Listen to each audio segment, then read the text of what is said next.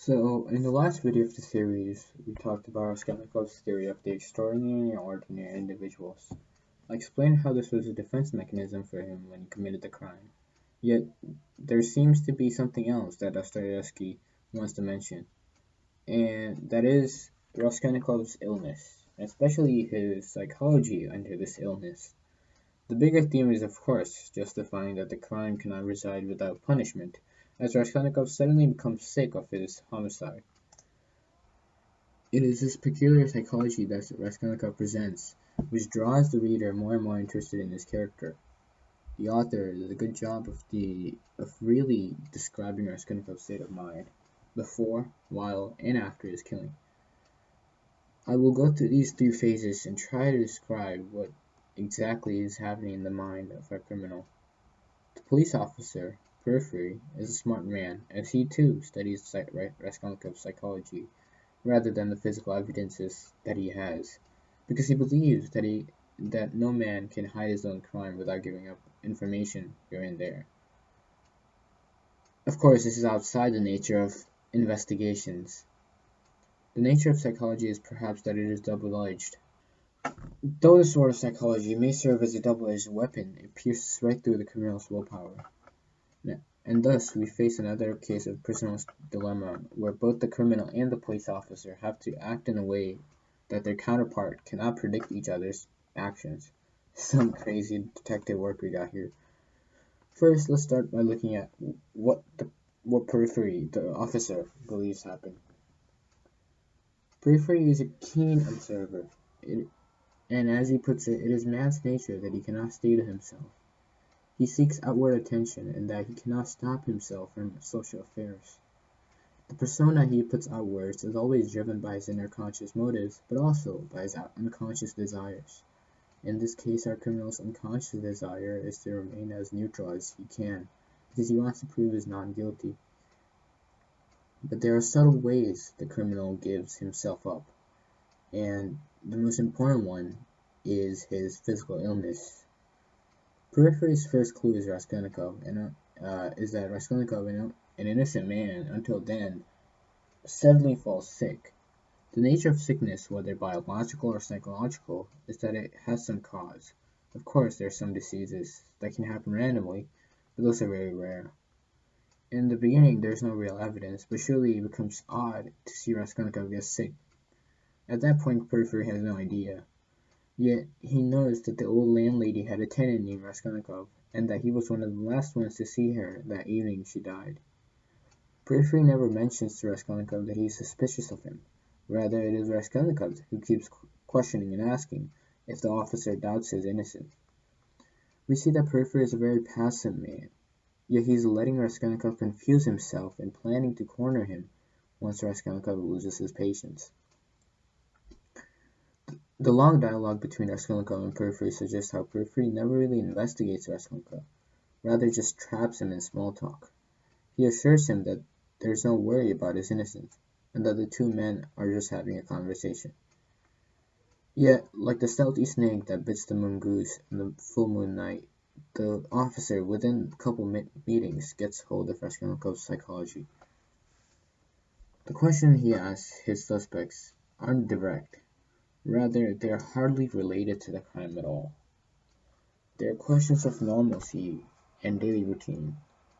Yet even the simplest conversations can give a lot, as Raskolnikov is constantly thinking of what to say, when to say, and how to say. His illness combined with his precaution to take very carefully planned ideas give himself up.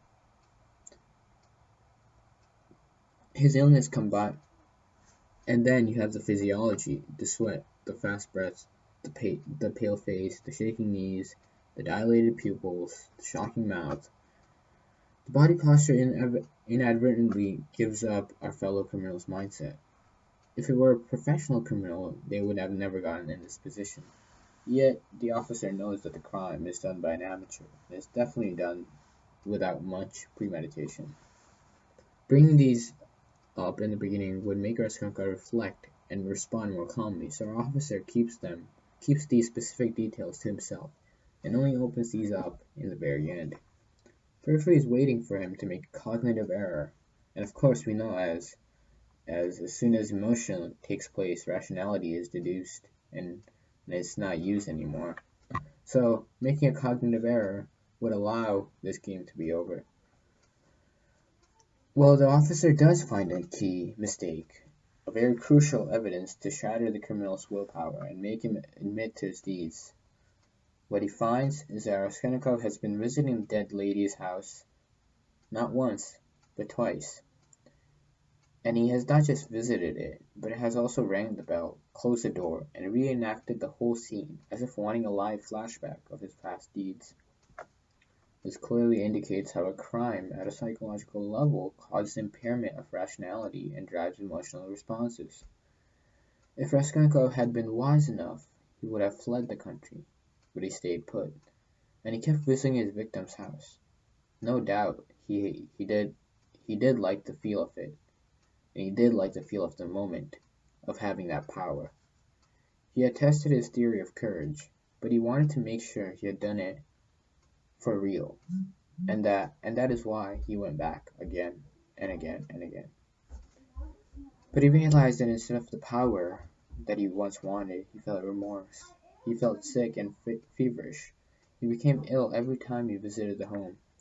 It was a tale of a man who was nor happy nor sad, a man who was driven by his emotional states as well as physiological ones. He no longer possessed rationality, as I said, and thus he wandered streets ruminating about his crime. Was he happy that he had been able to do it? Psychologically, he was ill. One would say in God's name he was also spiritually ill. But he was far from changing anything in the past, as all he could do was bear the burden of being a murderer. His moral self was always at dissonance with his past evil deeds. He saw the other evil and nasty men who committed horrible crimes and homicides, and he suddenly realized that he was no different than those men who he once despised. Periphery knew that Raskolnikov couldn't keep his secret much longer, and he also knew about Raskolnikov's theory, which only supported his suspicion. His daily deliriums and hallucinations only got worse over time. He dreamed of the old lady's sister, who was pious herself and was not meant to die at that time, and Raskolnikov had no idea that she would be coming in the house and he would be able to kill her. And that's important to notice because Raskolnikov went out to kill the pawnbroker, who in his mind did not deserve any money, but he had no intention of killing her sister. This killing of sister really hit hard on the criminal. It was one of the points he was not able to justify himself. He truly thought that he was not a hero after all. After knowing that Raskolnikov has visited the dead lady's apartment, Periphery the officer sent a man to creep up on Raskolnikov after his visit to the lady's house. He instructed the man to be confident and clear while confronting Raskolnikov. The man was to whisper in Raskolnikov's ears that he had seen Raskolnikov commit the crime, and that he knew he was a murderer.